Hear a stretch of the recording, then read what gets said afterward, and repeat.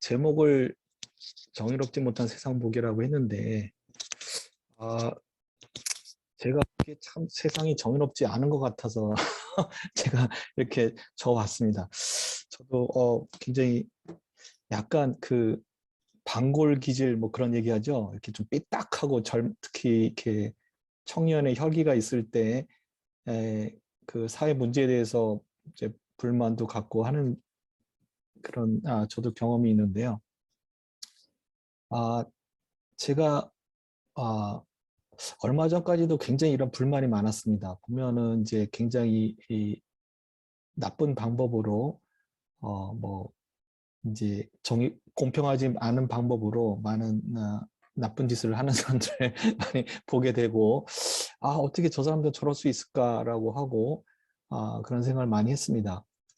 근데 어떻게 한편으로 보면 아무리 또 요즘 그 뭐 2030 세대, MZ 세대라고 하면서 그 공평이 굉장히 화두가 되는 것 같습니다. 그래서 보면은 어 시험을 보는데 누가 뭐 부정행위를 조금이라도 했다던가, 뭔가 교수님이 뭔가 이제 채점이나 자기가 평가해서 뭔가 약간의 불이익을 당했다면 굉장히 그 분노가 폭발하는 그런 걸 많이 보게 되거든요. 뭐 또 어떤 뭐 교수의 자녀가 뭐 아빠 엄마 찬스를 써서 뭔가 또 유리하게 했다던가 이런 게 굉장히 이제 자극적인 말이 되고요.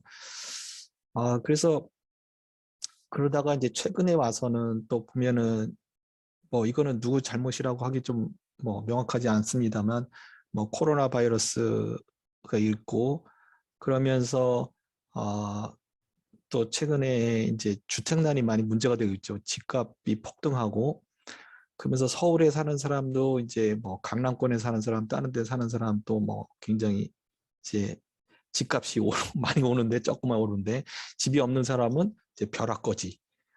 그다음에 서울이 아닌 또 도시에 사는 사람들은 상대적으로 들어 올라와서 배가 아프고 뭐 이런 이제 여러 가지 그 불평등 뭐 이거에 대한 불만이 많아지는 것 같습니다. 그래서 왜 이렇게 정의롭지 못한가? 그거에 대해서 저도 이제 불만이 많았었고요. 사실 작년까지만 해도 저도 저희가 전세로 살고 있는데 전세 자금도 빌려서 또 이자 내면서 또 전세로 살고 근데 다행히 분양을 받았어요, 작년에. 그래서 내년에 입주하는데 근데 굉장히 불만이 많았어요. 그래서 그 이 정치권에 대한 불만도 많았고 그러면서 이런 이제 좀 제 마음속에 이게 뭔가 좋은 건 아닌 것 같은데 왜 내 안에 이런 불만이 있을까? 그러다 이제 하박국서를 읽게 됐습니다. 그러니까 하박국서에서 그런 말씀을 다루고 있더라고요. 그래서 이제 하박국서 말씀을 보면서 보니까 그 사실 하박국은 저하고는 좀 차원이 다른 것 같아요. 그 정의로운 그 올바른 분노인 것 같아요. 의에서 나오는 분이죠. 의분이라 그러죠.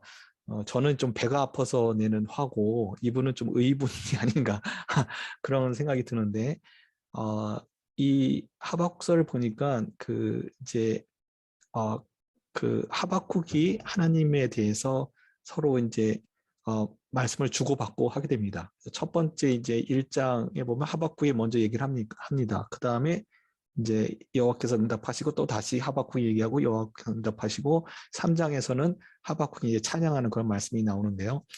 그 앞절에 보면은 이제 하박국이 질문을 제기합니다. 그 주요 내용은 왜 선하신 하나님이 악을 용납하시는가에 가는 겁니다. 이걸 조금 더 자세히 보면은 어, 이제 그 하박국 1장 1절에서 4절 말씀인데요. 보니까 이 이제 남유다 왕 여호야김 시대인데 이때는 여호야김은 그 이제 애굽에 의해서 세워진 왕이고 그러다가 이제 바벨론에 의해서 망하게 되죠. 그 시기에 이제 마지막 때에 어떻게 보면 이제 곧 바벨론에 멸망하기 이전의 상태인데 그때 당시에 굉장히 그 하나님의 진리가 제대로 서지 못하고 어, 정의가 시행되지 못하고 오히려 그 악인이 의인을 에워싸고 정의가 굳게 행하여지고 있다 이런 얘기를 하고 있습니다. 굉장히 뭐 윤리적인 문제도 있고 종교적인 문제도 있고 굉장히 문제가 많았던 시기였던 것 같습니다. 그러면서 하박국이 자기가 그 강포로 말미암아 외쳤는데 주께서 자기를 구원하지 않았다. 왜 선하신 하나님이 이런 악을 용납하고 계신가? 라고 지금 질문을 던지게 됩니다. 그 다음에 이제 보면은 그 하나님께서 말씀을 하시는데 1장 5절에 11절에 보면 그 잘못된 거를 심판을 하시는데 어떻게 하시냐면 갈대아 사람을 일으켜서 그러니까 바벨론을 일으켜서 유다를 멸망시키면서 그걸 갖다가 심판하시겠다고 합니다. 그러면서 그 갈대아 사람 바벨론 사람들이 얼마나 강포하게 사납게 이스라엘 백성을 이제 심판할 건지에 대해서 말씀을 합니다. 11절에 보면 그들이 자기 힘을 자기 신으로 삼는 자들이다라고 얘기하고 있고요. 굉장히 교만하고 지나치게 행하여 범죄를 한다고 했습니다. 이 얘기를 들으니까 사실은 하박국이 생각하니까 아니 그 유다 백성이 잘못해서 하나님이 심판하시는 거는 이해가 되는데 왜 바벨론이라는 나라를 일으켜 갖고 그렇게 그 사람들은 더 악한 범죄를 일으키게 하시냐. 이것도 옳지 않다. 그래서 또 이의를 제기합니다. 보면 13절에 어찌하여 거짓된 장관을 방관하시며 악인이 자기보다 의로운 사람을 삼키는데 잠잠하시냐. 같은 질문인데 17절에 보면 이제 그 바벨론이라는 나라가 계속해서 여러 나라를 무자비하게 멸망시킬 거라고 하셨는데 이게 옳으냐. 선하신 하나님이 어떻게 또 그런 악한 사람들 중에서 유대 민족을 남유다를 멸망시키고 어떻게 또 심판을 하실 수 있느냐라고 또 이의를 제기합니다. 그 다음에 이제 좀 굉장히 긴 말씀인데요. 거기서 하나님이 말씀을 하신데 그 주요 요점은 뭐냐면 그들이 바벨론이 또한 하나님 심판을 받을 거라고 분명히 말씀하고 계십니다. 이제 뭐 여러 개의 말씀이 많이 나오는데 그 중에 예로 보면 이 하박국 2장 12절 14절 말씀 보면 피로 성읍을 건설하며 불의로 성을 건축하는 자에게 화가 있을진저. 바벨론이 피로 성읍을 건축하고 불의로 성을 건축했지만 이런 것들이 불탈 것으로 수고하는 것이고 헛된 일로 피곤하게 되는 것이다. 왜 그러냐? 이것도 만군의 여호와께로 말미암은 것이다 라고 분명히 말씀하고 계십니다. 그래서 그런 심판과 악이 의를 이루고 하는 공의롭지 못한 것 같지만 그런 것도 여호와께로 말미암고 하나님의 통치 속에서 이루어지고 있다고 분명히 말씀을 하시고 그 다음에 이제 찬양에도 있는 말씀이죠. 물이 바다를 덮은 같이 여호와의 영광을 인정하는 것이 세상에 가득하다라고 합니다. 저는 이제 물이 바다를 덮음이라는 거 이걸 딱 할 때마다 이 오른쪽 그림이 좀 생각이 나는데요. 이제 바닷속입니다. 이거 바다가 평균 깊이가 3,800m라고 하는데요. 바닷속에서 제일 깊은 데가 11,000m, 마리아나 해구 뭐 이 정도 되고요. 육상이 제일 높은 데가 에베레스트 산이죠. 8,848m. 그게 다 들어가도 깊은 바다를 이제 다 채우지 못하는 거죠. 사실 바닷속이 평균 3,800m, 3.8km 되면서 엄청나게 많은 물이 있고 그 안에 여러 가지 또 지형이 있습니다. 산도 있고 계곡도 있고 그게 우리 눈에 안 보이죠, 사실은. 바다가 뭐 지구의 70% 덮고 있고 보이지 않지만 그 안에 엄청나게 많은 산들도 있고 계곡도 있고 그 다음에 그 안에서 여러 가지 일이 벌어지고 있거든요. 그래서 정말 바다에 가면 망망대해에 이렇게 물이 충만해서 차여 있는 것처럼 그렇지만 그 안에서 무슨 일이 벌어지더라도 다 물속에서 이루어지는 거고 보이지 않는다고 해서 지금 뭔가 일이 벌어지고 있지 않은 것이 아니라 하나님이 충만한 가운데 뭔가 일을 하고 계신다, 통치하고 계신다라는 그 말씀을 하고 계십니다. 그래서 어떻게 보면은 그 심판이 약간 미래에 이루어질 일을 미리 당겨서 이제 말씀을 하신 것처럼 보입니다. 그러니까 하나님이 심판하실 건데 지금 겉으로 보기에는 정의가 제대로 이루어지지 않은 것 같고 그렇다는 거죠. 그래서 어떻게 보면 이게 시간적 시차가 있는데 그렇지만 미래의 일을 믿음으로 눈으로 볼 때는 이것이 눈에 보이는 것은 일종의 착시 효과 같은 것이 아니냐. 실제로는 하나님의 통치가 이루어지고 있다. 이제 그렇게 말씀하신 걸로 저는 이제 분별을 했습니다. 여기 보시면 그 다음에 이제 하박국 2장 20절에 보면 오직 여호와는 성전에 계시니 온 땅 그 앞에서 잠잠할지. 요 앞에 말씀에 보면 이제 그 우상 숭배하는 바벨론 사람들이 우상 숭배에 대해서 지적을 하고 심판 받을 거에서 말씀하시고요. 그 다음에 이제 대비해서 그 하나님은 성전에 계시니 온 땅 그 앞에서 잠잠할지라. 그 하나님이 그 임재에 있을 때 악인은 아무것도 아니라는 거죠. 우리가 그 악인이 지금 득세를 하는 것 같지만 하나님이 지금 그 모든 것을 하나님이 통치하시고 주관하고 계신다는 걸 우리가 바라볼 때 그건 아무것도 아니다 하는 거죠. 이게 뭐 좋은 예가 될지 모르겠는데 하나님 앞에서 아무것도 아니다. 제가 얼마 전에 이제 친구하고 카톡방에 이제 뭐 얘기를 하다가 저희 고등학교 동창들 카톡방에 있습니다. 몇십 명이 들어오는데 같은 반 뭐 친구들이 어떤 친구가 이제 자기가 히말라야 산을 갔다 왔다는 거예요. 그래서 조금 이제 자랑을 하고 싶었는데 제가 남극 얘기를 꺼내니까 쑥 들어갔어요.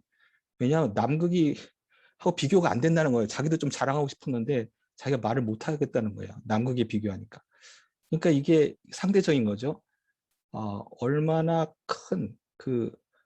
얼마나 이 강력하고 크고 넓고 광대하신 그 하나님에 비하면 악인의 이 득세하는 것이 별게 아니라는 거죠. 상대가 안 된다는 거지. 이 사진은 제가 직접 남겨서 찍은 겁니다. 그래서 지금 어디 뭐 이상한 데 가서 여행 다녀왔다고 하는 사람들이 자랑하면 제가 옆에서 남극 얘기 슬쩍 꺼내면 조용해집니다. 왜냐하면 이게 더 강력한 거죠. 그러니까 그 악인의 득세에 비해서 하나님이 더 강력하게 지금 우리에게 지금 통치하고 계신다는 걸 저희가 인지해야 된다는 그렇게 이해를 했고요. 잘 아시는 히브리서 11장 말씀을 보면 믿음이라는 것이 사실은 우리에게는 실상이 되고 보이지 않지만 우리에겐 증거가 되고 우리가 이 보이는 것으로 말미암은 것이 아니라 그 근본적으로 하나님에 의해서 된 것이다. 눈에 보이는 게 요 앞에 그 말씀에 만물이 하나님이 지으셨다고 했고 그것이 보이는 것은 나타난 것으로 된 것이 아니라 하나님으로부터 말미암았다고 말씀이 있습니다. 그래서 우리가 이게 눈에 보이는 거라고 이 보이는 것으로 그 이면에 하나님이 계시다는 것에 대해서 우리가 분명히 알아야 되겠습니다. 그러면서 이제 그 하박국 3장에 가게 되면 찬양하는 말씀이 나옵니다. 그 찬양의 시를 이제 써갖고 하게 되는데요. 그러면서 하박국의 어떻게 보면 불평 같은 것이 즐거운 찬양으로 바뀝니다. 사람이 180도 바뀌어서 찬양하는 모습이 나오는데요. 그 하나님의 임재와 통치하심을 하나님이 알려주셨고 그거를 보게 되었을 때 하박국 선지자는 3장 13절에 보면 주의 백성을 구원하시려고 기름 부은 자를 구원하시려고 나와서 악인의 집에 머리를 치시며 그 기초를 바닥까지 들여내셨나이다 하시면서 이 악인의 집은 이제 바벨론에 해당되겠죠. 그래서 그 완벽히 진멸된 바벨론을 지금 현재는 보이지 않지만 그 믿음의 눈으로 하박국 선지자는 보게 됩니다.